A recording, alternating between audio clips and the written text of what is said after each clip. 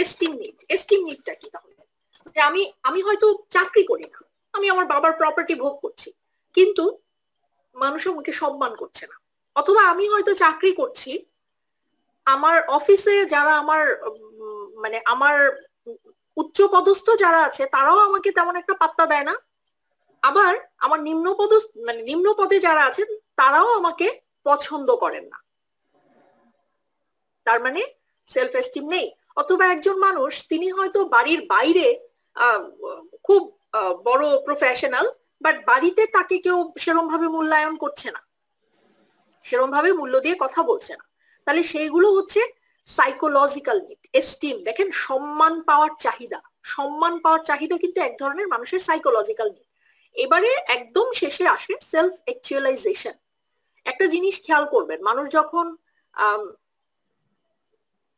যখন একটা ইনস্টিটিউশন তৈরি করে তখন কিভাবে তৈরি করে? প্রথমে মানুষের বেসিক নিড ফিল আপ হয়, তারপরে মানুষ চাকরি করে, তারপরে মানুষের হাতে টাকা জমে, অ্যাটলিস্ট মানুষের বেসিকটা পূরণ হলে পরেই কিন্তু মানুষ সেলফ অ্যাকচুয়ালাইজেশনের দিকে যায়। তারপরে মানুষ চিন্তা করে, আচ্ছা আমি এখন একটু একটা স্কুল করব, কি একটা মসজিদ করব, একটা মাদ্রাসা করব, কি একটু মন্দিরে আমি টাকা দিব, মানে এরম ভাবে মানুষ চিন্তা করে যে আচ্ছা এখন আমাকে সোসাইটির জন্য কিছু করতে হবে। এটাকে বলে সেলফ ফুলফিলমেন্ট নিড। একজন শিল্পীর ক্ষেত্রে দেখবেন, সে প্রথমে গান সাধনা করে হয় হয় সে অন্য মানুষদের গান গায়, অন্য শিল্পীদের, বড় বড় গুণী শিল্পীদের গান গায়, কিন্তু একটা সময়ে যখন সে ম্যাচিওর হয়ে যায় তখন কিন্তু তার নিজের নামে সে একটা সিডি বা তার একটা গান, মৌলিক গান বের হয়। তার মানে ওটা কি? ওটা একটা সেলফ অ্যাকচুয়ালাইজেশন বা সেলফ স্যাটিসফ্যাকশনের একটা জায়গা। এটাকে আমরা বলছি সেলফ ফুলফিলমেন্ট। তাহলে দেখেন, আচ্ছা ইকোনমিক্স পড়তে এসে কেন আমি আজকে সাইকোলজির এই পার্টটা নিয়ে কথা বলছি? আপনাদের মনে হচ্ছে না যে কেন কথা বলছি? কেউ বলতে পারবেন যে কেন ইকোনমিক্স পড়তে এসে সাইকোলজি নিয়ে কথা হচ্ছে? এটা তো ইকোনমিক্সের একটা পার্ট, সাইকোলজি এর সঙ্গে রিলেটেড। অবশ্যই হিউম্যান সাইকোলজি বোঝাটা খুব জরুরি। আপনি যদি বিহেভিয়ার বুঝতে পারেন মানুষের, তাহলেই কিন্তু একটা মানুষের বিহেভিয়ার বুঝলে আপনি কিন্তু বলে দিতে পারবেন যে হ্যাঁ এই ব্যক্তি আমার প্রোডাক্টের কাস্টমার হবে কি হবে না। সে যদি আমার কাস্টমার হয় তার মানে এতজন মানুষ মোস্ট প্রবাবলি আমার কাস্টমার হতে পারে। কাস্টমার হতে পারে মানেটা কি? তার মানে মানুষের মধ্যে ডিমান্ড তৈরি হতে পারে। ডিমান্ড তৈরি হতে পারে কথাটার মানে কি? আমাকে এবার সাপ্লাই করার জন্য রেডি হতে হবে। এই যে আজকে একটু আগে আমি বলেছি যে আমরা এই principles of economics A basically micro economics নিয়ে কথা বলবো। আমরা কিন্তু এই এই ইস্যুগুলো নিয়ে কথা বলবো, বারবার ঘুরে ফিরে মানুষের ডিমান্ড, মানুষের নিড, মানুষের দোরগোড়ায় পৌঁছে দেওয়ার জন্য আমাকে কতখানি সাপ্লাই করতে হবে, কি করে সাপ্লাই করতে হবে, এইগুলো নিয়ে আমরা কথা বলবো। তার মানে মোটা দাগে আমরা সাইকোলজির পার্সপেক্টিভ থেকে যদি চিন্তা করি তাহলে আমরা বলতে পারি যে যে কোনো মানুষেরই নিড তিন ধরনের। একটা হচ্ছে বেসিক নিড, একটা হচ্ছে সাইকোলজিক্যাল নিড, একটা হচ্ছে সেলফ ফুলফিল নিড। সেই জায়গাটাতে আমরা আবার ভাগ করে দিয়েছি যে ওকে, মানুষের ফিজিওলজিক্যাল নিড থাকবে, সেফটি নিড থাকবে, বিলঙ্গিংনেস চাইবে, মানুষের মধ্যে এস্টিম এস্টিম চাওয়া মানুষ চাইবে, মানুষের মধ্যে সেলফ অ্যাকচুয়ালাইজেশন নিড থাকবে, এন্ড সো অন। এখন এটার সাথে ইকোনমিক্স এর সম্পর্কটা কোথায়? সম্পর্কটা হচ্ছে, দেখেন, ইকোনমিক্স কিন্তু বেসিকলি মানুষের নিড নিয়ে কাজ করে। আচ্ছা, এখন মানুষের নিড কিন্তু অসীম, তাই না? মানুষের চাওয়ার কি কোনো শেষ আছে? শেষ নাই। আজকে ধরেন আপনি একটা কোর্সে A+ পেয়েছেন, আপনার মনে হবে আচ্ছা আমি আরো 2টা কোর্সে কেন পাই না। একটা সময় মনে হবে আমি কেন ওভারঅল অনার্সই পেলাম না। বা আপনার হয়তো আজকে 10 টাকা আছে, আপনার মনে হবে আমার কেন আরো থাকলো না। 100 কোটি থাকলো, আপনার মনে হবে আমার কেন আরো থাকলো না। তার মানে মানুষের নিড কিন্তু অসীম। কিন্তু আমরা যদি একটু আমাদের সোসাইটির দিকে চোখ বুলিয়ে যাই, আমরা দেখতে পাই যে আমাদের যে রিসোর্স আছে সেগুলো কিন্তু খুব সীমিত। Am I right or wrong? চাওয়া কিন্তু অসীম। আমাদের মনে হয় যে আচ্ছা আমরা একটা BMW গাড়ি কিনি, আমরা একটু দুবাইতে ভ্যাকেশন কাটিয়ে আসি, আমরা মরিশাসে একটু ঘুরতে যাই, বা কেউ হয়তো ভাবছে আমরা একটু ট্রাভেলিং করতে যাই, কেউ হয়তো ভাবছে আমি প্রচুর বই কিনে একটা লাইব্রেরি বানাই। কিন্তু আমাদের হাতে পর্যাপ্ত টাকা নাই। অথবা পর্যাপ্ত টাকা যদি থাকেও আপনি বলতে পারেন যে কেন নাই, মানুষের হাতে তো টাকা আছে, আমরা দেখছি। তারপরও সম্পদ তো সীমিত। আপনি কতজনের চাহিদা পূরণ করবেন, তাই না? সেই জি, কেউ কেউ কি প্রশ্ন করছিলেন? আমি বলতে চাচ্ছিলাম যে লেকচারটা কি রেকর্ডিং করা প্রয়োজন না ম্যাম? লেকচারটা রেকর্ডিং? জি ম্যাম, পরবর্তীতে যারা অ্যাকশন থাকতেছে তারা পরবর্তীতে লেকচারটা শুনতে পারলাম। হ্যাঁ, এখানে একজন রেকর্ডিং করতেছে। করছে তো। আচ্ছা আচ্ছা, করছে। তাহলে মূল যে মনে হয় স্ক্রিন রেকর্ডিং করতেছে, বাট আপনি জুম থেকে এড করে অনুমতি দিলে সেটা বেটার হইতো। আচ্ছা, এটা কিভাবে দেয়া যায় আমাকে একটু বলেন তো, এটা জুম থেকে অনুমতি কিভাবে দিব?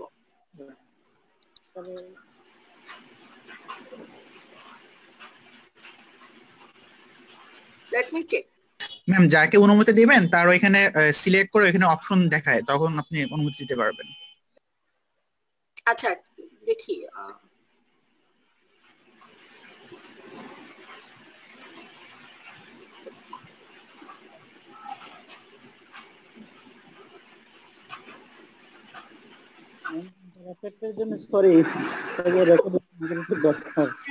শুনতে পাচ্ছি না ভাই।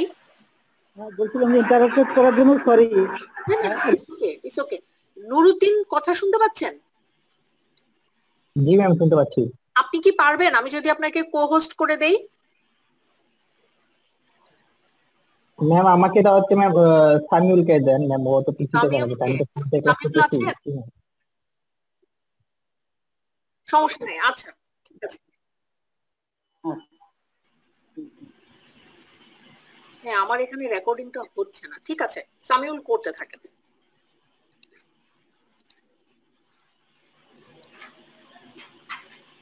আচ্ছা, একটু বলি, অলরেডি যেহেতু আমার কারণে 4টা ক্লাস মিস হয়েছে, আমি চেষ্টা করব মিড টার্মে যতখানি সম্ভব সিলেবাস, এমনিতেও মাইক্রো ইকোনমিক্সের সিলেবাস খুবই অল্প, মানে ফাইনালের অনেক আগে আপনাদের ক্লাস শেষ হয়ে যাবে, আমি চেষ্টা করব যতটা ছোট রাখা যায় সিলেবাসটাকে। ওকে ম্যাম, এটা ভালো হবে। আরেকটা ব্যাপার হচ্ছে, আজকে আমরা যা পড়বো এবং সেই সাথে নেক্সট দুটো ক্লাসের মেটেরিয়ালস গুলো আমি আপনাদেরকে মেইলে পাঠিয়ে দিব।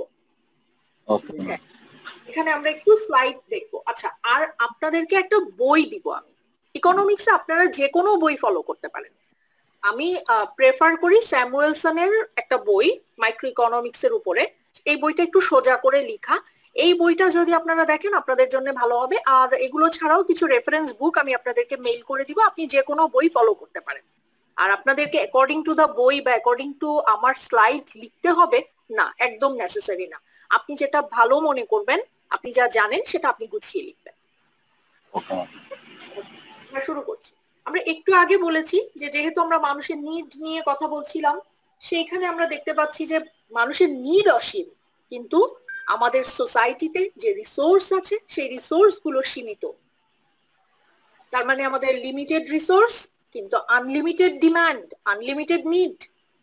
এইখানে ইকোনমিক্স এর কাজটা কি? ইকোনমিক্স আমাদেরকে শেখায় how to meet the unlimited demand or unlimited need with the limited resources. আপনার স্বল্প সম্পদ দিয়ে, আপনার স্বল্প রিসোর্স দিয়ে আপনি কিভাবে আপনার আনলিমিটেড নিড কে পূরণ করবেন, সেইটা নিয়ে ইকোনমিক্স কথা বলে।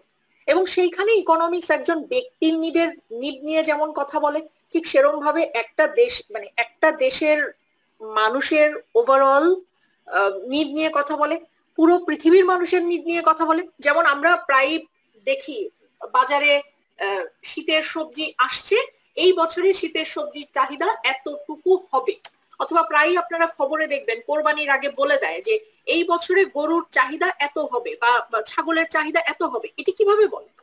ম্যাডাম, আগের বছর, তার আগের বছর, পূর্ববর্তী 3 থেকে 4 বছরকে গড় করে দেখে যে কি হারে এর প্রবৃদ্ধি আছে, বা কুরবানিটা কি হারে বাড়তেছে, বা চাহিদাটা কেমন ছিল, কি কম মানুষগুলো কুরবানি দিচ্ছে, বা শীতের যে খাবারটা, শীতের যে সবজিটা, ওইটা মানুষ কিভাবে কনজিউম করছে, তার উপর বেস করে তার পরবর্তী বছরের জন্য একটা সম্ভাবনিক একটা আইডিয়া দিয়ে থাকে।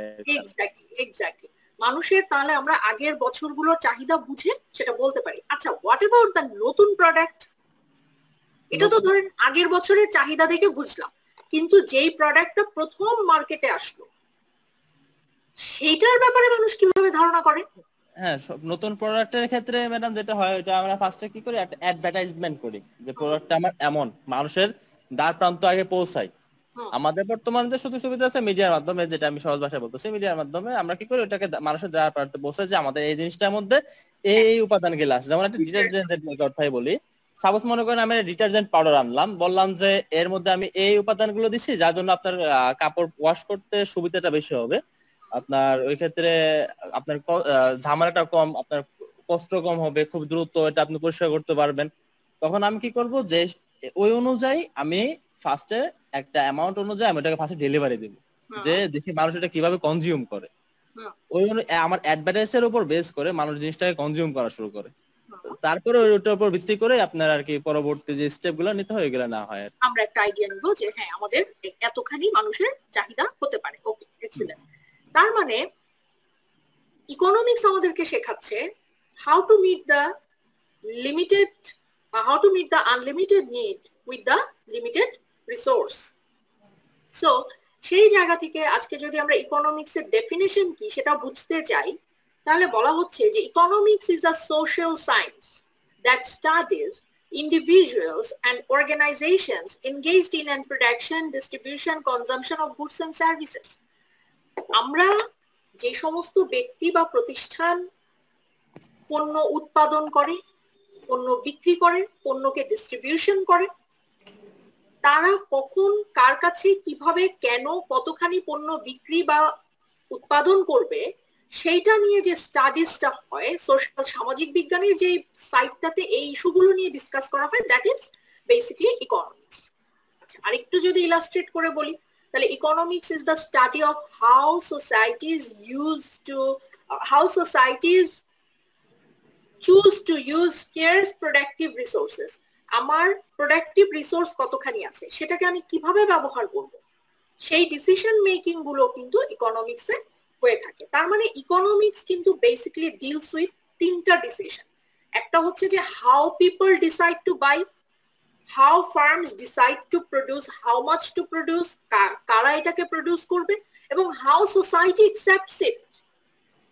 মূল ব্যাপারটা দেখেন, আমাকে কিন্তু প্রথমে ডিসাইড করতে হবে, আমি যদি একজন বায়ারের দৃষ্টিকোণ থেকে দেখি, আপনার বাসায় আজকে রাতে গেস্ট আসবে 6 জন, তার মানে আপনার কনজাম্পশন ডিসিশন কি হবে? আমি আমার গেস্টদেরকে কি ধরনের খাবার সার্ভ করব? 6 জনের 6 জনকেই কি আমি সেম খাবার সার্ভ করব? কতখানি পরিমাণ সার্ভ করব? ডেকোরেশন কেমন হবে? কোথা থেকে খাবার আনবো? দেখেন, আপনি কিন্তু ডিসিশন মানে আপনি কিভাবে ডিসিশন মেক করছেন, এই ডিসিশন মেকিংটা গুরুত্বপূর্ণ কাদের জন্য? যে ফার্ম এটাকে উৎপাদন করে দিচ্ছে, কারণ ফার্মকে ডিসিশন নিতে হবে এবার how to produce, K produce করবে। শুধুমাত্র হাউ টু প্রডিউস তো না, কারা প্রডিউস করবে। আপনার যদি 50 ইউনিট প্রোডাকশন করতে হয়, তাহলে যতজন ওয়ার্কার আপনার লাগবে, আপনি যখন 5000 ইউনিট প্রডিউস করবেন তখন ডেফিনেটলি আপনার ওয়ার্কারের সংখ্যা বেশি হবে। Am I right?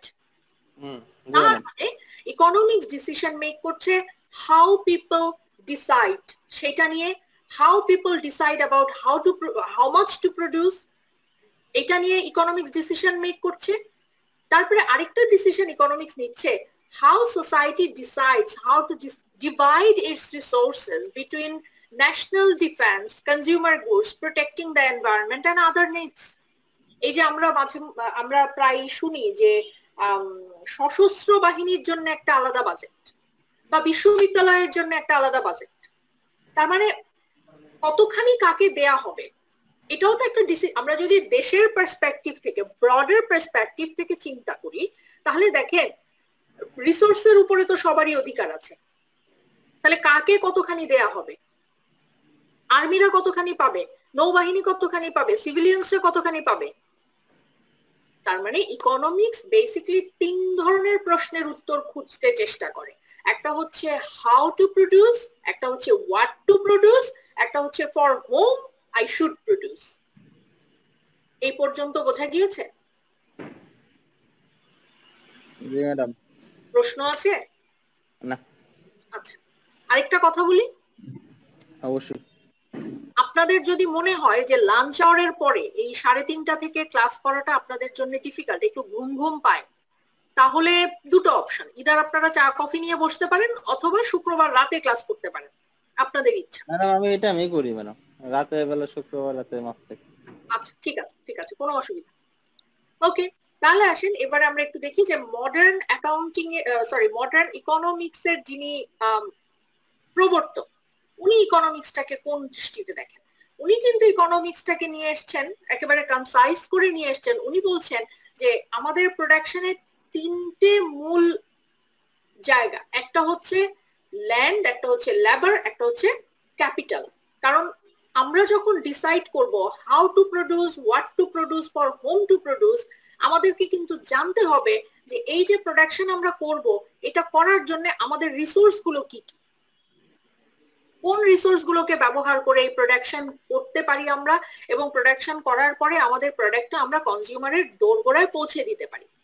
সেইখানে অ্যাডাম স্মিথ বলছে যে আমাদের বেসিক্যালি রিসোর্স হচ্ছে তিনটে, একটা হচ্ছে ল্যান্ড, একটা হচ্ছে লেবার, একটা হচ্ছে ক্যাপিটাল। এখন প্রশ্ন হচ্ছে ল্যান্ড বলতে আমরা কি বুঝি, ল্যান্ড কি, কে বলতে পারবেন? জমি। জমি।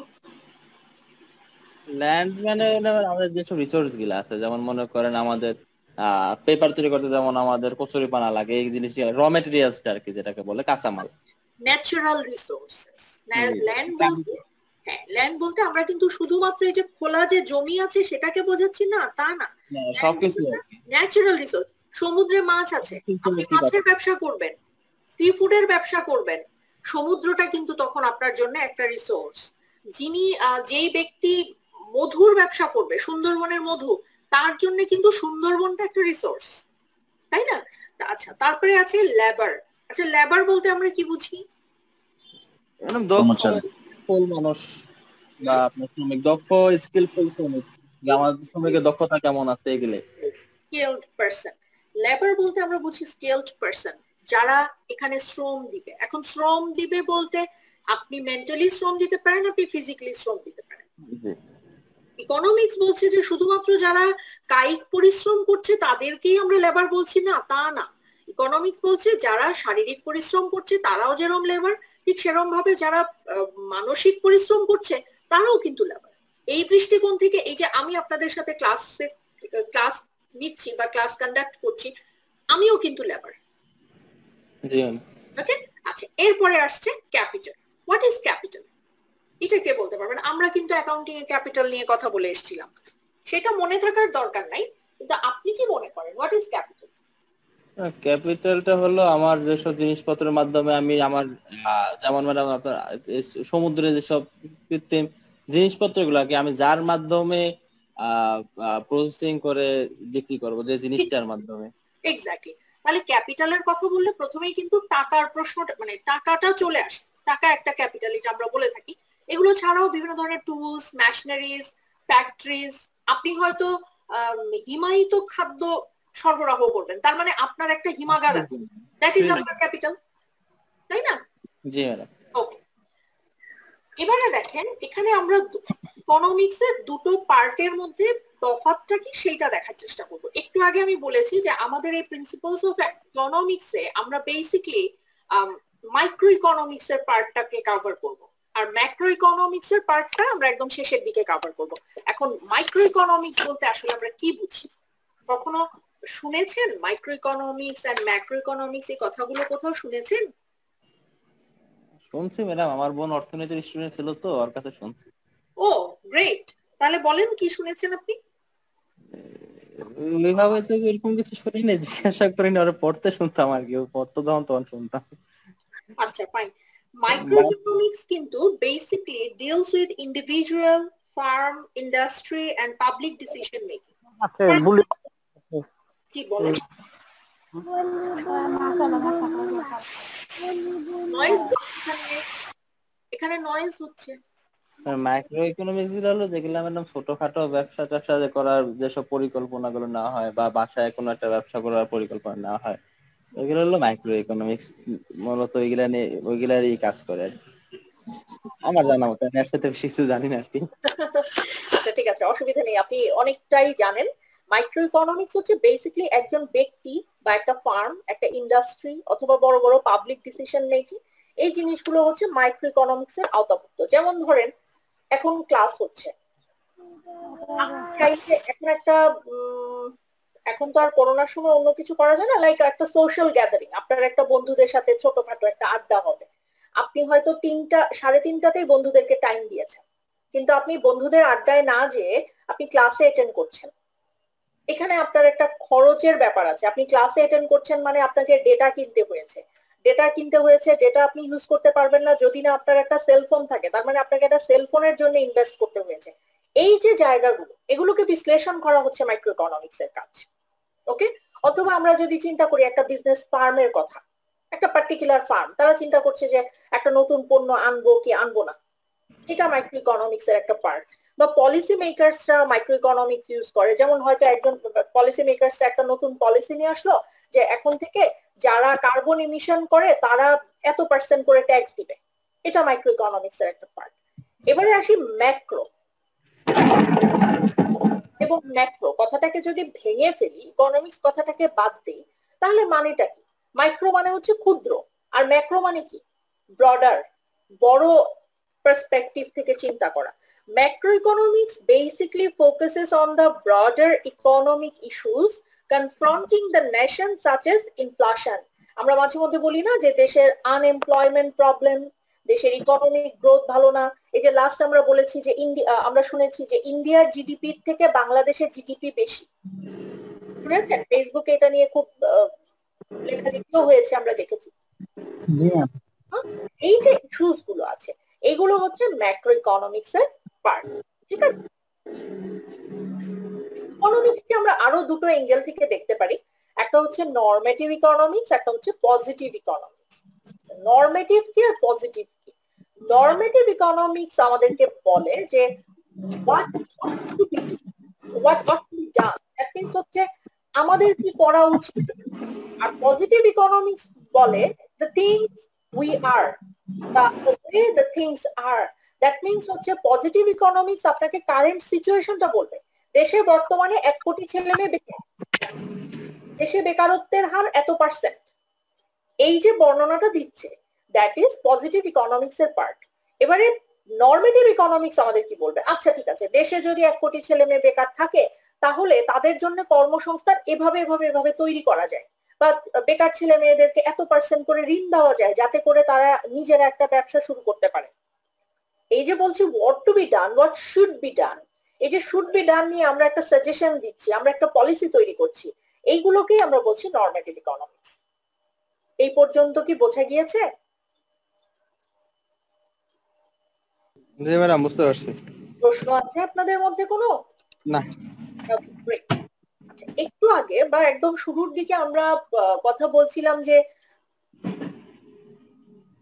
ইকোনমিক্স বেসিক্যালি আমাদের শেখায় পরে আমরা আমাদের লিমিটেড রিসোর্সকে, দ্যাট মিন্স স্কেয়ার্স যে রিসোর্সেস আছে আমাদের, সেগুলোকে আমরা আমাদের আনলিমিটেড ডিমান্ড গুলোকে ফুলফিল করার জন্য ইউজ করতে পারি।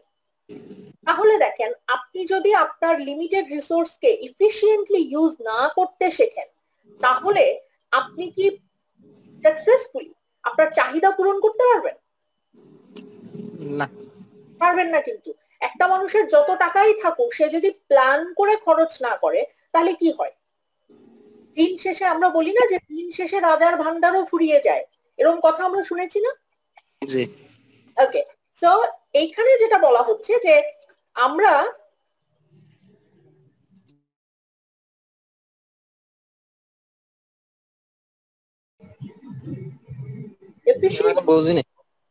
এফিশিয়েন্সি, এই যে এখানে আমরা স্কেরসিটি আর এফিশিয়েন্সি নিয়ে কথা বলছি, দেখতে পাচ্ছেন এখানে দুটো ইস্যু নিয়ে ডিসকাস করার কথা বলা আছে। ম্যাডাম, এটা হলো আমার যে রিসোর্সটা আছে, রিসোর্সের আপনার ওই চাহিদাটা, আমার চাহিদা তো সবারই থাকে যে আমি জিনিসটা নেবো, জিনিসটাকে এমন ভাবে একটা সেটআপ দেওয়া হয় যাতে যার ক্যাপাবিলিটি আছে, যার সামর্থ্য আছে, একমাত্র সেই যাতে নিতে পারে। ওইভাবে করে ম্যাডাম এফিসিয়েন্সিটা ক্রিয়েট করা হয়।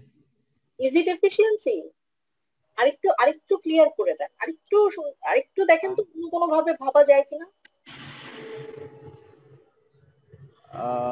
আরেকটা, কেউ খাবে কেউ খাবে না, সেটা হবে না, সেটা হবে না। আচ্ছা ওটা ওটা না ওটা না আচ্ছা ওইটা রিসোর্স গুলো সবার মধ্যে প্রপারলি অ্যালোকেট করতে হবে, যাতে করে মানুষ অ্যাটলিস্ট লোয়েস্ট প্রাইসে সেটাকে কনজিউম করতে পারে। দেখুন বাংলাদেশে একটা দেখা গেছে যে বাংলাদেশে 5% লোকের হাতে 95% সম্পদ রয়েছে, আর বাকি 5% সম্পদ 95% লোকের হাতে রয়েছে। তার মানে এটা মানে হলো মানে 5% মানুষ ধনী আর বাকি সবাই গরিব। আচ্ছা কেন, সেটা কেন?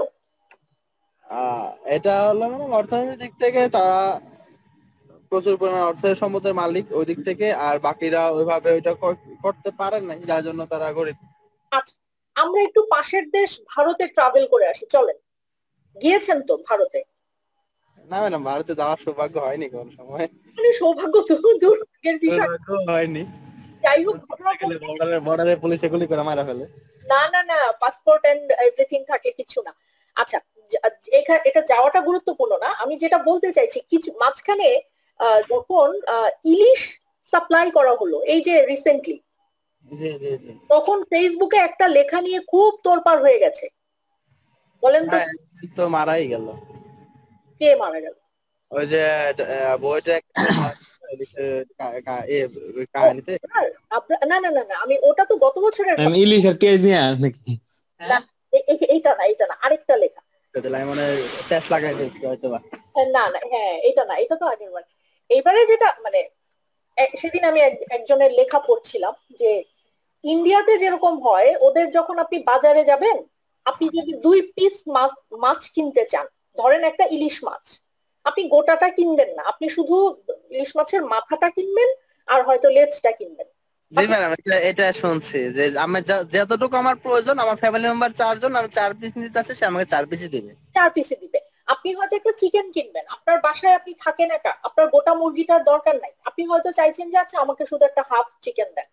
জীবনেও বাংলাদেশে আপনি এটা কিনতে পারবেন? হ্যাঁ, এখন হয়তো সুপার শপ গুলোতে একটু কেনা যায়, কিন্তু সেটাও সেরকম ভাবে এভেলেবেল না, লিমিটেড। এটা কিন্তু মধ্যবিত্ত এবং নিম্ন মধ্যবিত্ত বা নিম্নবিত্তদের ক্রয় ক্ষমতার বাইরে। Am I right or wrong? ঠিক আছে। আমরা যদি বিত্তের জায়গা থেকে আমাদের সোসাইটিটাকে ভাগ করি, মানুষের ইকোনমিক কন্ডিশনের উপরে যদি ভাগ করি, তাহলে উচ্চবিত্ত, উচ্চ মধ্যবিত্ত, মধ্য মধ্যবিত্ত এবং নিম্ন মধ্যবিত্ত, এবং তারপরে হচ্ছে নিম্নবিত্ত, এবং তারপরে হচ্ছে অতি দরিদ্র। আপনি দেখেন সুপার শপে আপনি কখনো অতি দরিদ্র থেকে শুরু করে মধ্যবিত্তরাও এখন যায়, নিম্ন মধ্যবিত্ত আপনি কিন্তু দেখবেন না। তাহলে সেটা কিন্তু এভেল করা যাচ্ছে না। তার মানে কি আমরা আমাদের রিসোর্স গুলোকে কি প্রপারলি তাহলে মানুষের দোরগোড়ায় পৌঁছে দিতে পারছি? আপনারা অবাক হবেন, রিসেন্টলি একটা সার্ভেতে দেখা গেছে বাংলাদেশে এমনও ফ্যামিলি আছে, শুধু বাংলাদেশ না, আমি একেবারে স্পেসিফিক ভাবে বলছি, ঢাকা সিটিতে এমনও ফ্যামিলি আছে যারা বছরে একবার গরুর মাংস খেতে পারে। কেন? কারণ কোরবানি হয়। বাংলাদেশে এরকম ফ্যামিলি রয়েছে, আপনার হয়তো আশেপাশেই আছে। তো সেইখানে দেখেন, তাহলে এটা যদি হয়, এটা কি রিসোর্সের প্রপার অ্যালোকেশন হচ্ছে? তাহলে ইন্ডিয়াতে যে প্রসেসে ওরা বিক্রি করছে, সেই বিক্রিটা যদি মানে সেই এক্সাম্পলটা আনার কারণটা কি, ওইভাবে যদি আমরা সার্ভ করতে পারি, তাহলে কি আমাদের রিসোর্সের প্রপার অ্যালোকেশন হবে? কি মনে করেন আপনারা? ম্যাম, আমাদের সবসময় সমস্যা হলো মানুষ বিশ্বাসের উপর বেস করে অনেক কিছু হয়। এখন সাপোজ মনে করেন আমি একটা রিসোর্স আমার কাছে আছে, যেটা আপনি আমাকে মাত্র বললেন যে আমি একটা মুরগি এটাকে অর্ধেকটা করে বিক্রি করতে পারবো। হ্যাঁ, গরু গোসের ক্ষেত্রে যেটা হয়, আমি কেজি দরে কিনে নিচ্ছি, কারণ আমি জানি যে গরুটা এভাবে জবাই করা হয়, এরপরে সেটাকে আলাদাভাবে বিক্রি করা হয়, ওটা আমি জানি, ওইটার মধ্যে আমার বিলিভ ট্রাস্ট আছে যে হ্যাঁ এটা আমি এভাবে করতে পারবো। বাট মুরগি বলেন বা একটা বলেন, আমাদের দেশের ক্ষেত্রে যেটা হয়, যদি সেই জিনিসটা কাটা থাকে, আগে থেকে জবাই করা থাকে, ওই ক্ষেত্রে 90% মানুষই বলবে যে মুরগিটা অসুস্থ ছিল, নয়তো মরা ছিল, যার জন্য আমাদের এই সমস্যাটা হয়। এটা হলো মানে আমাদের চিন্তা ভাবনার উপর বেস করে হচ্ছে আর কি। শুধু শুধু ইকোনমিক্সের উপর দোষ দেওয়া তো লাভ নাই। ইকোনমিক্সের উপর আমরা দোষ দিচ্ছি না, এবং আপনি যে পয়েন্টটা নিয়ে আসলেন না, এটার সাথে দেখেন এই যে সোশ্যাল ভ্যালুস, মানুষের নর্মস, আজকে যদি এমন হতো যে বাংলাদেশে মানুষ মিথ্যা কথা বলে না। বাংলাদেশে যেমন আপনি সেদিন আমি শুনছিলাম নরওয়েতে ওদের জেলখানায় কোনো কয়েদি নাই। কেন নাই? কারণ তারা ওখানে অপরাধ করে না, নাই কয়েদি নাই। বাংলাদেশে যদি এমন হতো যে জেলখানায় কোনো কয়েদি নাই, মানুষ এখানে মিথ্যা কথা বলে না, এখানে দুর্নীতি নাই, তাহলে কি হতো? তাহলে আপনি বিশ্বাস করতেন যে সে আপনার কাছে যে চিকেনটা বিক্রি করছে সেটা দ্যাট ইজ নট হারাম, বা সেটা করা হয়নি, সেটা একসেপ্টেড, তাই না?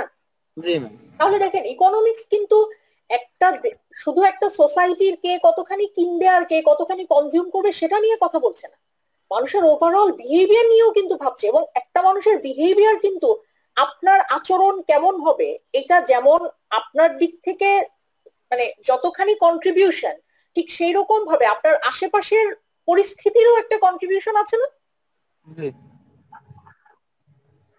তা তো অবশ্যই থাকে। কারণ আমি যদি দেখি আমার আশেপাশে প্রচন্ড চুরি হচ্ছে, তখন আমি কি করবো? আমার বাড়িতে ভালো মানে আমি যদি দেখি আরে দেশে তো কোনো জেলখানায় কোনো মানুষই নাই, আমি কি করব? আমার ঘরে চলে যাবেন, হয়তো সব কিছু চাপাই দিতে পারেন ম্যাক্সিমাম, এবং না ঢোকে, বেশি কিছু করবেন না। এক্স্যাক্টলি। এবং খেয়াল করে দেখেন এটার সাথে কিন্তু মানুষের কালচারাল ভ্যালিউজ, মানুষের রিলিজিয়াস ভ্যালিউজ একটার সাথে একটা কিন্তু জড়িত। খেয়াল করে সবকিছু রিলেটেড। আমরা না বেসিকলি, আপনারা যদি জিজ্ঞেস করেন যে এই কোর্স থেকে আমার এক্সপেকটেশন কি, আমি চাই আপনারা এই কোর্সটা নিয়ে ভাবেন। কারণ এটা একটা থিওরিটিক্যাল কোর্স, এখানে অ্যাকাউন্টিং এর মতো এরকম বড় বড় অঙ্ক নেই। এটা নিয়ে যদি ভাবেন, এটা নিয়ে যদি সমাজকে অবজার্ভ করেন, অনেক শিক্ষার বিষয় আছে ম্যাম, এখানে অনেক কিছু শেখার বিষয় আছে। যারা চিনতে পারবে তারাই হতে পারবে, অনেক ভালো করবেন। এবং আপনি যদি ইকোনমিক্স বোঝেন, অ্যাজ এন ইঞ্জিনিয়ার আপনি যদি ইকোনমিক্স বোঝেন, গেটটা খুলে দাও, গেটটা খুলে দাও, বলে আসছে হামিদুল ইসলাম, হামিদুল ভাই সমস্যা হচ্ছে। আপনি যদি ইকোনমিক্স বোঝেন তাহলে কিন্তু দেখবেন যে অনেক কিছু বুঝে যাবেন। এই যে শেয়ার মার্কেটের কথা আমরা বলি, শেয়ার মার্কেট বুঝতে হলে অ্যাকাউন্টিং বোঝাটা অবশ্যই জরুরি, সেই সাথে ইকোনমিক্স বোঝাটাও কিন্তু কম জরুরি না। কারণ মার্কেট আপনি তখনই বুঝতে পারবেন যখন আপনি মার্কেটের ডিমান্ড কেমন, চাহিদা কেমন, কোন মানুষটা আপনার শেয়ার কিনতে পারে, বায়াররা কি ভাবছে, আপনি এগুলো যখন বুঝতে পারবেন তখন আপনি শেয়ার বিক্রি করবেন। বা কোন শেয়ারের দাম কমলো, কখন কমলো, বা কোন সিচুয়েশনে কমতে পারে, এটা যখন বুঝবেন তখন আপনি শেয়ার কিনবেন। শেয়ার সম্বন্ধে আইডিয়া রাখতে হবে। এক্স্যাক্টলি। সো এটা জানতে হবে কার উপর বেস করে আমি কিনতেছি, এই শেয়ারটার মার্কেট ভ্যালু কেমন আছে, মানুষ কনজিউম কেমন করবে, সম্পূর্ণটার উপর বেস করে শেয়ার কিনতে হয়। যেটা ইকোনমিক্স এর মধ্যে আপনি বেসিক্সটা আপনি জানাই দিলেন। তো হ্যাঁ, সেই বলছি। তো আমাদেরকে কিন্তু ভাবতে হবে। আমি আপনাদেরকে একটা রিকোয়েস্ট করব, ইকোনমিক্স আপনারা যতটুকু না পড়বেন তার থেকে বেশি না এটা নিয়ে ভাববেন, চিন্তা করবেন। আচ্ছা, এটার সাথে আমার জীবনের সম্পর্ক কি? আচ্ছা, ইকোনমিক্স এর এই যে এটা পড়লাম, এই যে স্কেয়ার্স রিসোর্স এর কথা বলা হলো, আমার স্কেয়ার্স রিসোর্স কি? আচ্ছা, আনলিমিটেড নিডের কথা বলেছে, আমার নিড গুলো কি? যেমন আজকে আমরা একেবারে ক্লাসের শুরুতে বিভিন্ন ধরনের নিডস দেখেছি, একটু খুঁজে দেখেন। আমি তো বলেছি যে প্রতিটা মানুষের জীবনেই এই মডেলটা কাজ করে। আপনি এবার খুঁজে দেখেন যে আপনার জীবনে এই মডেলটা কিভাবে কাজ করে। আপনার বিলঙ্গিং নিড কি, আপনার সেলফ অ্যাকচুয়ালাইজেশন নিড কি। কেউ হয়তো একটা স্কুল করে আনন্দ পাচ্ছে, আপনি হয়তো মনে করছেন আমি একটা ক্রিকেট একাডেমি দিব, আনন্দ পাচ্ছেন। এক একজনের নিড এক এক রকম। সো এটাকে নিয়ে ভাবেন। আমরা যে জায়গাটাতে ছিলাম, আমরা এফিসিয়েন্সি নিয়ে কথা বলছিলাম। তাহলে এফিসিয়েন্সিকে যদি আমরা এক কথায় বলি, আমরা বলতে পারি যে এফিসিয়েন্সি হচ্ছে how well resources are used and allocated. আমি কতটা কতটা সুচালুভাবে আমার রিসোর্স গুলোকে ব্যবহার করছি বা মানুষের মধ্যে অ্যালোকেশন করে দিচ্ছি, এটাই হচ্ছে এফিসিয়েন্সি। এবং এফিসিয়েন্ট যদি আমরা না হই তাহলে কিন্তু আমরা আমাদের স্কেয়ার্স রিসোর্সকে অ্যালোকেশন করতে পারবো না। আচ্ছা, এখানে কিছু মার্কেট নিয়ে কথা বলা আছে। এই মার্কেট নিয়ে এই ডিসকাশনটা আমরা পরবর্তী ক্লাসগুলোতে দেখবো, ওটা একটু ইলাস্ট্রেটেড ডিসকাশন। এটা নিয়ে আমি ওভাবে ডিসকাস করছি না, আমি শুধু কিছু এক্সাম্পল দেখিয়ে দিতে চাচ্ছি আপনাদের। আমরা যখন বিভিন্ন ধরনের মার্কেট নিয়ে কথা বলছি তখন আমরা বলছি যে দেশের যে কোনো দেশের ইকোনমিক সিস্টেম একটা দেশের ইকোনমিক সিস্টেম কিন্তু ডিপেন্ড করে অনেক কিছুর উপরে, সেই দেশের মানুষের লিভিং স্ট্যান্ডার্ড, সেই দেশের মানুষের লিভিং কোয়ালিটি, সেই দেশের মানুষের ভ্যালিউজ, সেই দেশের মানুষের কালচারাল হেরিটেজ, সেই দেশের মানুষের জীবনযাপনের দৈনন্দিন জীবনযাপনের যে পন্থা, সবকিছুর উপরে। এবং সেই জায়গা থেকে বলা হচ্ছে যে আমরা দেখতে পাই ইউনাইটেড কিংডম বা ইউনাইটেড স্টেটস, কানাডা, জার্মানি, এই সমস্ত দেশগুলোতে ইকোনমিক সিস্টেম একরকম। তাদের হচ্ছে মূলত ইন্ডিভিজুয়াল এবং প্রাইভেট ফার্ম গুলো তারা মার্কেটটাকে ডমিনেট করছে। আবার কিছু দেশ আছে যারা হচ্ছে ওপেন সিস্টেম, যারা যেমন extreme case of market economy, যেমন এরা হচ্ছে like Switzerland, Denmark, Ireland, Estonia, এগুলো। কিছু মার্কেট আছে কমান্ড ইকোনমি, এখানে গভর্নমেন্ট মেজর ডিসিশন গুলো নিয়ে থাকে, যেমন নর্থ কোরিয়া, যেমন কিউবা, যেমন সোভিয়েত ইউনিয়ন। নর্থ কোরিয়াতে দেখেন খুব বেশি কিন্তু নর্থ কোরিয়া সম্পর্কে আমরা জানতে পারি না, এবং অনেক অ্যাপস ওখানে নিষিদ্ধ। চায়না, অনেক অ্যাপস ওখানে নিষিদ্ধ, অনেক অ্যাপস তারা ইউজ করতে পারে না। তারপরে অনেক ধরনের প্রোডাক্ট সেখানে ঢুকতে পারে না, অনেক প্রোডাক্ট সেখান থেকে বেরোতে পারে না। সেখানে মেজর ডিসিশন মেকিং এ কিন্তু গভর্নমেন্টের একটা বড় হাত রয়েছে। আর আমরা যদি মিক্সড ইকোনমির কথা বলি, তাহলে আমরা বলতে পারি বাংলাদেশ, পাকিস্তান, ইন্ডিয়া, এই দেশগুলোর ইকোনমি বা ইকোনমিক সিস্টেমকে আমরা মিক্সড ইকোনমি বলতে পারি। আমরা মার্কেট নিয়ে ইন ডিটেলসে পরে পড়বো, ঠিক আছে? এই পর্যন্ত আপনাদের যদি কারো কোনো প্রশ্ন থাকে আপনারা প্রশ্ন করতে পারেন। না ম্যাম, প্রশ্ন নেই। এবারে আমরা বলছি যে দেখেন, এই যে ইকোনমিক্স তো আমাদের একটু আগেই বলেছে যে আমরা আসলে 3 ধরনের প্রশ্ন নিয়ে কাজ করি। একটা হচ্ছে হাউ টু প্রডিউস, একটা হচ্ছে হোয়াট টু প্রডিউস, একটা হচ্ছে ফর হোম টু প্রডিউস, কার জন্য প্রোডাকশন করব, কতখানি প্রোডাকশন করব, এবং কে প্রোডাকশনটা করব, কিভাবে প্রোডাকশনটা করব। সেই কিভাবে প্রোডাকশন করব প্রশ্নের উত্তর জানতে গেলে আমরা দেখতে পাই কিভাবে প্রোডাকশন করব, কারা প্রোডাকশন করবে, কতখানি প্রোডাকশন করবে, এন্ড এভরিথিং। সো ওই জায়গা থেকে ইকোনমিক্স এর 10টা প্রিন্সিপল আছে। Okay? Gregory Mankiw is in his Principles of Economics outlines 10 principles of economics. তিনি 10টা প্রিন্সিপলস কে কভার করেছেন। 10টা প্রিন্সিপলস কি কি? একটা হচ্ছে people face trade of. Trade of কথাটার মানে কে বলতে পারবে? ট্রেড অফ কথাটার মানে কে বলতে পারবেন? ট্রেড অফ কেউ বলতে পারবেন না? না, আইডিয়া নাই ম্যাম, এই শব্দটা নতুন। ব্যালেন্স করা। ট্রেড অফ, ব্যালেন্স, ম্যাডাম তাহলে ব্যালেন্সিং লেখা দিলে তো পারতো, এই শব্দ লেখার কোনো দরকার ছিল? এরা ম্যাডাম ইচ্ছাকৃতভাবে আমাদের পেঁচে ফেলায়। ইচ্ছাকৃতভাবে প্যাচে ফেলা। ইস, কিন্তু ইচ্ছাকৃতভাবে প্যাচে না পড়লে তো আপনারা শিখতে পারবেন না, বলেন? ব্যালেন্সিং এত সহজ একটা ওয়ার্ড, এটা দিয়ে দিলে কি হইতো? না, ট্রেড অফ, এখানে যদি ব্যালেন্সিং কথাটা লিখতাম, দেখেন আমি যদি এখানে ব্যালেন্সিং কথাটা লিখতাম, আপনি কি জীবনেও প্রশ্ন করতেন যে আচ্ছা ব্যালেন্সিং এর সিনোনিমস কি? করতেন? বলেন না। তাহলে এই যে প্রশ্ন করেন না, এই যে প্রশ্ন না করতে পারা, প্রশ্ন না করলে আপনি জানবেন কি করে? আর আপনি যদি না জানেন তাহলে আপনি যা পড়লেন সেই পড়াটা আপনার কাজে দিবে? বলেন তো। ধরেন একজন মানুষ সে হিব্রু ভাষা পড়তে পারে, শুধু রিডিংই পড়তে পারে, কিন্তু হিব্রু ভাষায় কি লেখা আছে সেটা সে বুঝে না। এই হিব্রু ভাষায় যা লেখা আছে সেটা কি তার জীবনে কোনো কাজে আসবে? বলে না। মানে এই যে এত কষ্ট করে পয়সা দিয়ে পড়ছেন, পড়াটা যদি কাজে না লাগে পরে কি হবে?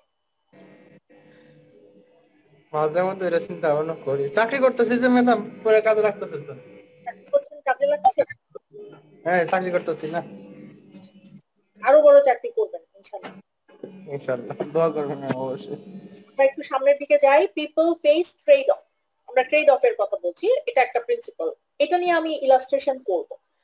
সেকেন্ড প্রিন্সিপালে বলেছে the cost something is what you give up. এরপর rational people think at margin, মানুষ মার্জিনে চিন্তা করে। আচ্ছা, আমি একবারে ডিসকাশনে চলে যাচ্ছি। আমাদের প্রথম যে প্রিন্সিপালটা উনি বলেছেন সেটা হচ্ছে all decisions involve trade of, তার মানে ব্যালেন্সিং। এই যে একটু আগে আমি একটা এক্সাম্পল দিয়েছি যে এখন ক্লাস হচ্ছে, আবার এখন হয়তো আপনি আপনার বন্ধুদেরকে একটা গ্যাদারিং, আপনার বন্ধুদের একটা গেট টুগেদার হওয়ার কথা ছিল, তো আপনি ক্লাসে অ্যাটেন্ড করছেন, তার মানে কি আপনি ট্রেড অফ করছেন যে আচ্ছা ঠিক আছে আমি ওই আড্ডাটাতে একটু পরে যাই, ক্লাসটাতে একটু জয়েন করে যাই। অথবা আপনার হয়তো এই সেমিস্টারে 4টে কোর্স আছে, আপনি চিন্তা করছেন আচ্ছা 3টে কোর্সে আমাকে A+ তুলতে হবে, আরেকটা কোর্সে আমি A তুলতে চাই, ঠিক আছে আমি একটু ট্রেড অফ করলাম, এই যে আমি ব্যালেন্সিং করলাম। দেখেন প্রতিটা মানুষ কিন্তু এই ট্রেড অফই করে। আমরা আমাদের ব্যক্তি জীবনে কোনো না কোনো ভাবে ট্রেড অফ করি, প্রাত্যহিক জীবনে আমরা ট্রেড অফ করি। সকালবেলা ঘুম থেকে উঠে আমাকে ব্রেকফাস্টটা করতে হবে, আচ্ছা ব্রেকফাস্টটা আমি কি বাসায় করব না অফিসে যেয়ে করব, আমরা ট্রেড অফ করছি। আচ্ছা অফিস থেকে আমি কি রিকশায় ফিরবো নাকি সিএনজি তে করে ফিরবো, ওকে সিএনজি তে ফিরলে এত টাকা, রিকশায় ফিরলে এত টাকা, আবার রিকশায় ফিরলে সময় বেশি, সিএনজি তে ফিরলে সময় কম, আমি কিভাবে ফিরবো। দেখেন প্রত্যেকটা মানুষ আমরা ট্রেড অফ করছি। তার মানে আজকে যদি হিউম্যান সাইকোলজি বুঝতে হয়, আমাদেরকে বুঝতে হবে মানুষের কনজিউমিং ডিসিশনকে যদি আমার বুঝতে হয়, তাহলে কিন্তু বুঝতে হবে মানুষ কি করে ট্রেড অফটা করছে, কিসের সাথে কিসের ট্রেড অফ করছে মানুষ। আমি কি সঞ্চয়পত্রে টাকা রাখবো নাকি আমি একটা জমি কিনে টাকা রাখবো, মানুষ ট্রেড অফ করছে। বোঝা গিয়েছে? আচ্ছা এই ট্রেড অফটা আপনি কখন করবেন? যখন আপনার অপশন থাকবে তখনই তো আপনি ট্রেড অফ করতে পারবেন। আজকে লাঞ্চ করেছেন না সবাই? আচ্ছা জি ম্যাম। টেবিলে ভাতের সাথে আরো হয়তো 2টো আইটেম ছিল, একটা ডাল, একটা সবজি বা একটা কারি ছিল। জি ম্যাম ছিল। ট্রেড অফ করেছেন না? না না দুইটাই গেছি, তরকারি কারিও খেয়েছি, ডালও খেয়েছি। আপনি কিন্তু দুটো একসাথে প্লেটে নেননি, আপনি কিন্তু ভাতটাকে আগে নিয়েছেন, তারপর ভেজিটেবল নিয়েছেন, তারপর আপনি তরকারিটা নিয়েছেন, খেয়াল করে দেখেন। তারপরে একদম শেষ পাতে আপনি ডালটা নিয়েছেন, খেয়াল করে দেখেন। আপনি কিন্তু ট্রেড অফ করছেন। এবং কখন আপনি ট্রেড অফ করতে পারছেন? যখন আপনার সামনে অনেকগুলো অপশন। ধরেন আপনার টেবিলে আজকে যদি শুধুমাত্র বিরিয়ানি থাকতো, আপনি তো ওটাই নিতেন, আর কোনো তো অপশন ছিল না আপনার জন্য, সেখানে কোনো ট্রেড অফ করার ব্যাপার ছিল না। ঠিক সেরকম ভাবে আমাদের ব্যক্তি জীবনের দিকে যদি আমরা তাকাই, আমাদের ব্যক্তি জীবনে ধরেন আপনাদেরকে অপশন দেওয়া হলো যে ভাই আপনি এই সেমিস্টারটা ড্রপ করে একটা পার্ট টাইম চাকরি করতে পারেন, অথবা এই সেমিস্টারটাও করতে পারেন সাথে সাথে একটা পার্ট টাইম চাকরি করতে পারেন, অথবা আপনি সেমিস্টার করতে পারেন সাথে সাথে বিদেশে পড়তে যাওয়ার জন্য বা চাকরি পাওয়ার জন্য প্রিপারেশন নিতে পারেন। তার মানে কি অনেকগুলো অপশন আপনাকে দেওয়া হচ্ছে, আপনি সেইখান থেকে যেটা আপনার কাছে বেস্ট মনে হচ্ছে আপনি সেটা বেছে নিচ্ছেন না? এই যে বাকিগুলোকে বাদ দিয়ে বেস্টটাকে আপনি বেছে নিচ্ছেন, this is called, what does it call?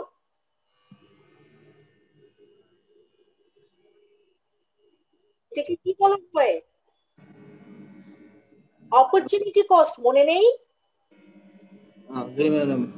আমরা যে অপরচুনিটি কস্টের কথা পড়েছিলাম সেটা কি ছিল?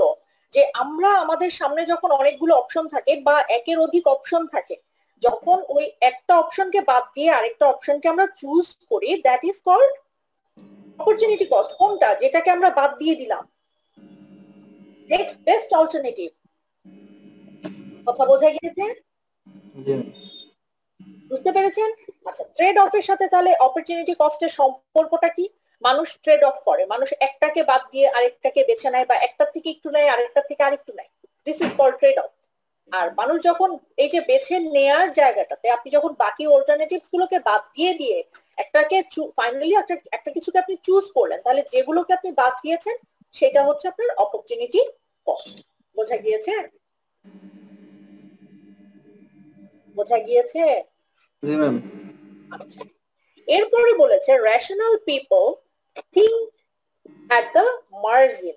আচ্ছা এই যে মার্জিন, রেশনাল থিঙ্কিং, মার্জিন লেভেলে থিঙ্কিং করা, এই কথাটার মানে কি? বেশিরভাগ মানুষই একটা সরল পথে চিন্তা ভাবনা করে আর কি, একটা সহজ পথে চিন্তা ভাবনা করা, আপনার সোজা পথে আর কি, যে চিন্তা ভাবনাটা এটাকে বোঝাচ্ছে না এটা নাকি যে দেখি আমার বেনিফিটটা বেশি, আমার লাভটা বেশি আর কি, আমি ওই চিন্তা ভাবনাটাই বেশি করি। সাধারণ মানুষ ওইটা চিন্তা ভাবনা বেশি করে আর কি। আপনার ব্যাখ্যাটা ঠিক আছে, মানে আপনার ব্যাখ্যাটা সুন্দর হয়েছে, কিন্তু এইখানে এই ব্যাখ্যাটা অ্যাপ্রোপ্রিয়েট না। ধরেন এই যে আমরা আমাদের প্রাত্যহিক জীবনে কি করি, বাইরে বের হই, বাড়িতে আসি, বাড়িতে আসার পর কাপড় চোপড় যেগুলো বাইরে পরে গেলাম সেগুলো আবার এসে ধুয়ে ফেলি, ধুয়ে সেটাকে দোকানে আয়রন করতে দেই, আয়রন করে নিয়ে আসি, আবার সেই ড্রেস পরে বাইরে বের হই, আবার ধুয়ে ফেলি, আবার আয়রন করি, আয়রন করতে দেই। খেয়াল করেন তো হিউম্যান সাইকোলজিটাকে এখানে নিয়ে আসেন। আপনাকে যদি এখন বলি যে ভাই আজকে সন্ধ্যা একটা গেট টুগেদার আছে, আপনি বের হবেন, আচ্ছা আপনি বের হলেন, বের হওয়ার সময় কিন্তু আপনার মাথায় কি থাকবে যে বাড়িতে ঢুকে এই কাপড়গুলো আমার ধুয়ে ফেলতে হবে। তাহলে ধোয়ার জন্য আমাকে কি করতে হবে, ডিটারজেন্ট পাউডার কিনতে হবে। ডিটারজেন্ট পাউডার কেনার জন্য কি করতে হবে, আমার টাকা লাগবে। দেখেন চিন্তা আগাচ্ছে, চিন্তাটা এগোচ্ছে না, খেয়াল করেন। আপনি ডিসাইড করলেন এই সেমিস্টারটা আমি কন্টিনিউ করবো, আচ্ছা এই সেমিস্টার কন্টিনিউ করতে গেলে আমাকে কি করতে হবে, প্রথমে রেজিস্ট্রেশন করতে হবে, তারপরে অ্যাডভাইজিং করতে হবে, তারপরে ক্লাস শুরু করতে হবে, তারপরে আবার মিডের পরে পরে কিছু টাকা জমা দিতে হবে, এরপরে আবার ফাইনালের পরে টাকা জমা দিতে হবে। আপনার চিন্তাটা কিন্তু এগোচ্ছে, একটু একটু একটু একটু করে এগোচ্ছে। এবার একটা ফার্মের কনটেক্সটে চিন্তা করি, একটা ফার্ম 50,000 ইউনিট পণ্য প্রডিউস করে প্রতি মাসে। কোনো একটা মাসে কাস্টমাররা তাদের কাছে আরো বেশি পণ্য অর্ডার করেছে, লাইক 80,000 পণ্য অর্ডার করেছে। তার মানে এখন ফার্ম চিন্তা করবে কি, আচ্ছা আমি এখন তো 50,000 করি, বাকি যে 30,000 আছে সেইটার জন্য আমাকে আরো কয়জন এমপ্লয়ি হায়ার করতে হবে। দেখছেন ভাবনাটাকে, দেখছেন, খেয়াল করছেন? সবসময় এক্সট্রা এক্সট্রা করে চিন্তা করে। আমি কালকে সকালে ঘুম থেকে উঠে অফিসে যাব, আচ্ছা অফিসে যাওয়ার আগে আমি কি নাস্তা করব, নাস্তাটা যে আমি করব সেই খাবারটা আমি কোথা থেকে খাবো, আমি কি আমার ফ্রিজ থেকে খাবো, তাহলে ফ্রিজে কি আমার খাবার আছে, যদি না থাকে আমাকে কিনে আনতে হবে। আচ্ছা আমি কোথা থেকে কিনবো, কত দামের খাবার কিনবো, খেয়াল করেন। ফার্দার থিংকিং যেটা আর কি, further thinking, excellent, further thinking. So মানুষ কিন্তু রেশনাল পিপল মানে হচ্ছে আমরা সাউন্ড পিপলকে বোঝাচ্ছি। We are not mentioning about unsound anybody. So sound people মানেই হচ্ছে আমরা কিভাবে এক্সট্রা যে মানে অ্যাডভান্স যে চিন্তা করার পয়েন্টটা আমরা সেটাকে বোঝাচ্ছি। আচ্ছা এরপর বলছে people respond two incentives. People respond two incentives কথাটার মানে কি? মানুষ কি বলে এটাকে, তাদেরকে বেশি ফলো করতে চায় যারা আর কি আপনার ওই একটু হাই কি বলে এটাকে হাই সোসাইটি মেইনটেইন করে বা আপনার একটু হাই ভাবে থাকার চেষ্টা চিন্তা ভাবনা করে। না হলো না। পিপল রেসপন্স টু ইনসেন্টিভ তার মানে হচ্ছে মানুষ কিন্তু যে কোনো, ওই যে আমরা বলি না যে কোনো ঘটনারই ক্রিয়া এবং প্রতিক্রিয়া থাকে। খেয়াল করে দেখ, বাজারে যখন পেঁয়াজের দাম বেড়ে গেল মানুষ কি করলো, প্রচুর পরিমাণ পেঁয়াজ স্টক করে রাখলো, পরবর্তীতে দেওয়ার দাম বাইরে বেড়ে যায় চিন্তা ভাবনা। এরপরে পেঁয়াজের দাম কমলো, যখন কমে গেল তখন মানুষ কি করলো, তখন আবার মানুষ আগের মতো কিনা শুরু করলো আস্তে আস্তে। আচ্ছা সিগারেটের দাম যখন বেড়ে গেল মানুষ কি করলো, সিগারেটের দাম যখন বেড়ে গেল মানুষ কি করলো,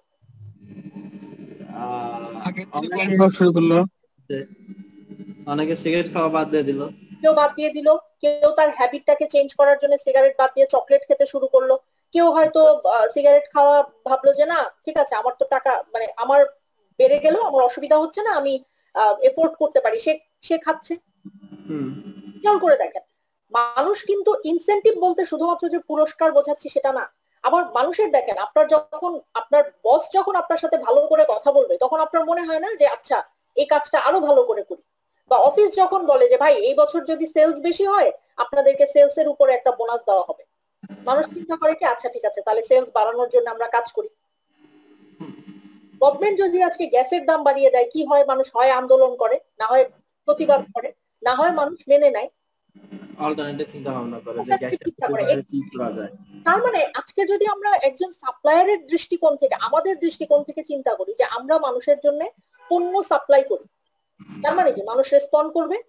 আজকে মার্কেটে টেলিকম আছে 5টা, তো ধরেন আমি যদি আমরা একটা নতুন টেলিকম হিসেবে মার্কেটে আসতে চাই আমাদেরকে এমন কিছু নিয়ে আসতে হবে যেটা বাকি 6 জন আনতে পারে নাই,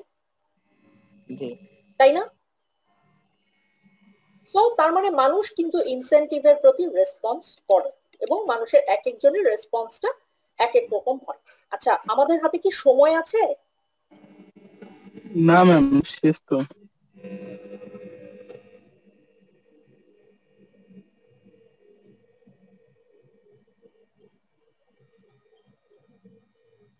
আচ্ছা, একটু আজকে তাহলে আর কন্টিনিউ না করি, জি ম্যাম। একটু অপেক্ষা করেন, আমি রোলটা কল করে নিই।